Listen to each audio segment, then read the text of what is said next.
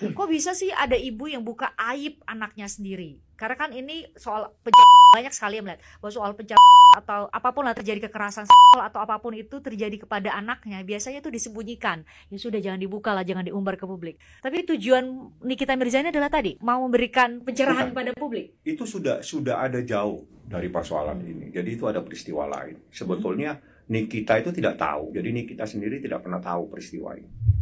Jadi ada seseorang yang men-DM dia, terus menceritakan peristiwa itu.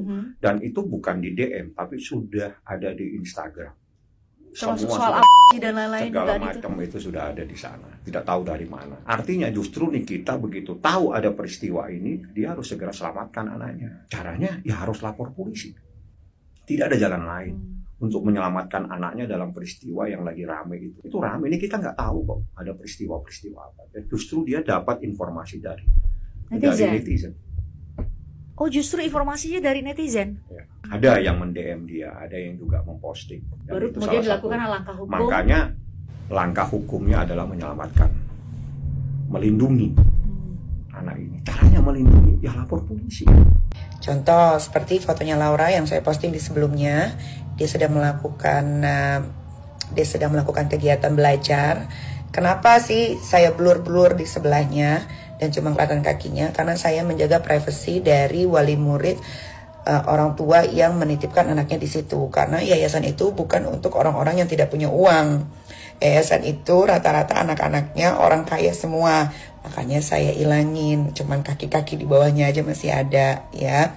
Karena saya menjaga privasi dari anak-anak yang dititipkan di situ, paham ya? Nah, itu dia sedang melakukan aktivitas belajar, paham ya? Jadi dia bukan lagi belajar ilmu menghilang, dia belajar ilmu pendidikan, guys ya. Kalian kalau masih nggak paham juga, serah, atur aja ya. Lu pikir ini zaman tahun 1990? Laura akan mengadakan sesi press conference. Yang akan disampaikan Laura nanti seperti apa, Bang? Saya yakin Laura akan menyampaikan sesuatu, menyampaikan kebenarannya seperti apa. Tapi saya pasti akan membatasi dia untuk tidak menyampaikan hal-hal yang terkait dengan proses penyidikan. Ada batasan-batasannya, nanti saya sampaikan supaya kita tidak masuk kepada ranah yang menjadi kewenangan penyidik seperti itu, ya. They're not like us. Anjing.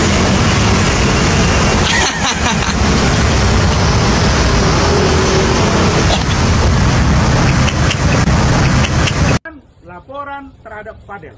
Ini yang terakhir. Saya minta dengan tegas agar kasus laporan NM terhadap Fadel dihentikan. Sudah tidak ada dasar.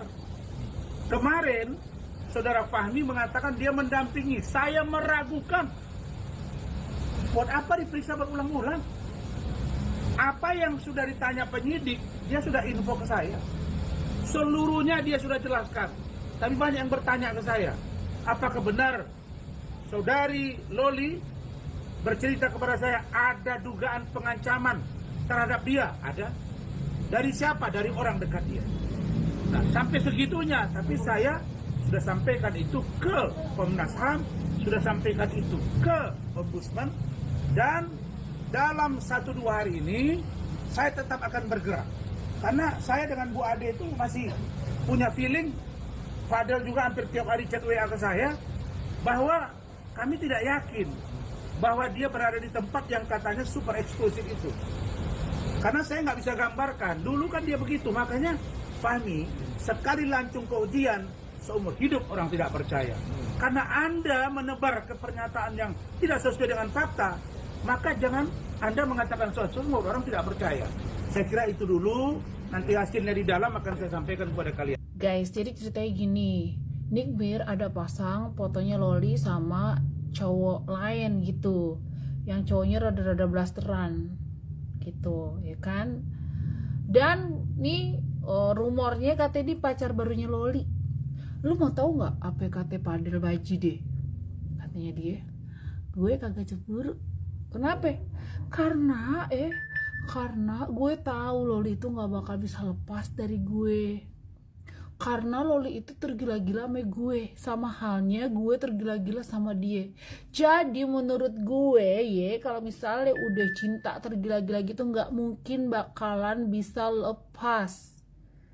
Terus lo tahu nggak apa lagi kata si Fadel Bajide? Katanya nanti kita lihat aja nih tanggal berapa tuh ya, 28 Mei atau 18 Mei gitu, pas saat Loli ulang tahun yang ke-18. Jadi bakal dibuktiin Loli bakal bisa milih gitu katanya, kira-kira sih sekian. Katanya Fadel bakal mundur jadi pacar setelah tahu Nikita Mirzani upload video Loli dipeluk laki-laki yang diduga pamannya. Lah, kenapa begitu ya? Yaudah kita bahas. Jadi masalah yang terjadi antara Nikita Mirzani dengan anaknya Laura Meizani dan juga kekasihnya Fadel Bajide sepertinya udah mulai ketemu titik terangnya nih. Setelah berselisih selama berbulan-bulan lamanya, Nikita Mirzani akhirnya mengunggah video Laura yang sedang menangis dan ditenangkan oleh seorang laki-laki yang diduga pamannya. Di dalam postingan tersebut, Nikita juga bersyukur karena kini Loli sudah sadar dan berharap anaknya bisa pulang ke rumah serta kembali menimba ilmu dengan baik. Kuasa hukum Nikita, Fahmi Bahmid, turut membenarkan bahwa Laura akan kembali disekolahkan oleh Nikita dan sedang mempersiapkan segala administrasinya. Nah, karena mendengar kabar itu, Fadel Bajide lewat Instagram story-nya mengaku akan pergi dari kehidupan Laura Meizani. Tapi meskipun demikian, dirinya minta supaya nggak dilarang untuk mencintai Loli dan bahkan berjanji akan kembali ke dalam kehidupan anak Nikita Mirzani itu suatu saat nanti. Alhamdulillah ya Wave Riders, ikut seneng deh kalau kayak gini. Tapi menurut kalian soal ini gimana? Kamu apa tuh? Sushi sekarang udah nyebar di mana-mana ya kan? Iya. Jadi udah kurang enak aja gitu, kurang maknyoy.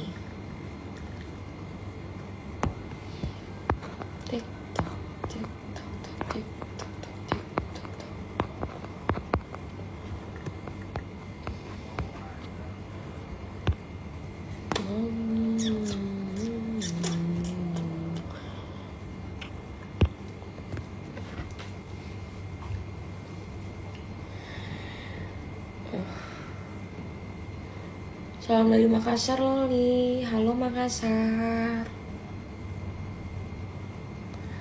Sering-sering live Loli. Aku usahain ya kalau aku nggak bosen.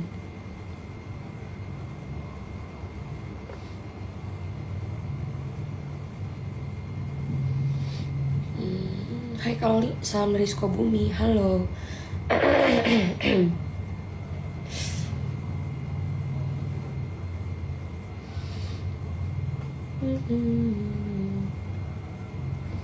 Loli pernah makan batagor gak? Pernah dong. Pertanyaan apa itu? Pertanyaan apa itu?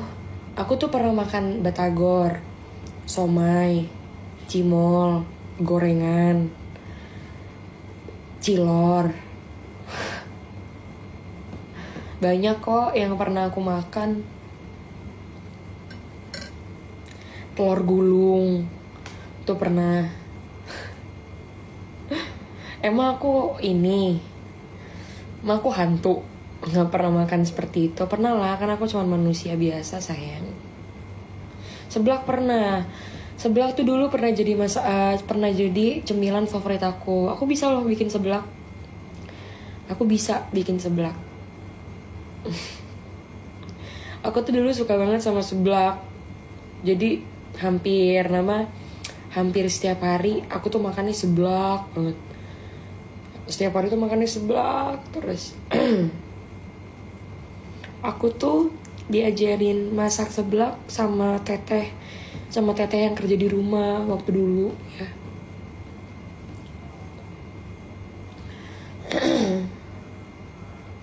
Laura treatment apa dan di mana? Aku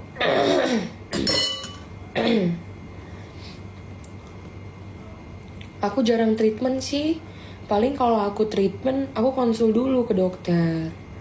Kalau treatment, biasanya kamu harus konsul dulu ke dokter.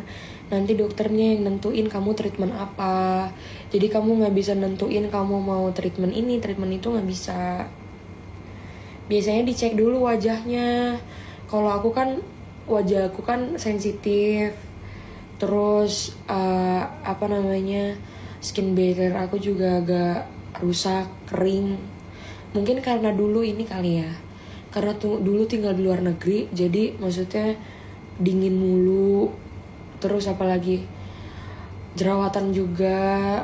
Jadi nanti kok dokternya yang nge-treatmentin kamu supaya kulit kamu tuh sehat gitu, supaya nggak ada jerawat lagi, nggak sensitif lagi, nggak gampang merah gitu.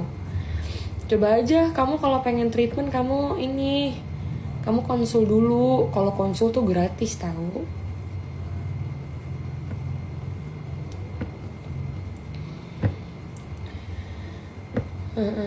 Loli nggak suka makan apa? Aku tuh sebenarnya tipe orang yang bukan picky. Aku nggak picky food, enggak. Semua makanan aku makan. Tapi kalau misalnya tapi nggak semuanya juga sih. Tapi kalau untuk disuruh kayak cobain, tuh aku mau cobain. Jadi aku bukan tipikal orang yang kayak nggak mau makan itu, nggak mau makan ini, gitu. Tapi kalau lagi nggak mau ya nggak mau.